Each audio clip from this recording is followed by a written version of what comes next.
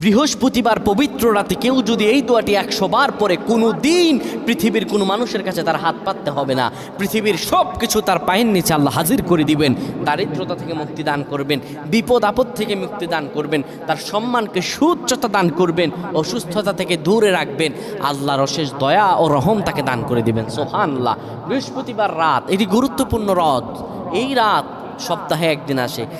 আরবিতে রাত আগে আসে, দিন পরে আসে। সুতরাং বৃহস্পতিবারের যে দিন গিয়ে রাত, এটি বৃহস্পতিবার রাত নয়, এটি শুক্রবারের রাত, এটি জুমাবারের রাত, এটি দোয়া কবুলের রাত, আল্লাহর কাছাকাছি হওয়ার রাত। সুবহানাল্লাহ। এই বৃহস্পতিবার রাত আল্লাহ তাআলা বান্দার দোয়া কবুল করেন। কেউ যদি বৃহস্পতিবার রাতে ঈশা নামাজের পরে পবিত্র হয়ে ইয়া হাইয়ু ইয়া হাইয়ু ইয়া হাইয়ু ইয়া রফিয়ু ইয়া রফিয়ু ইয়া রফিয়ু এই দোয়াগুলো পড়তে পারে 100 বার, আল্লাহ রাব্বুল আলামিন তার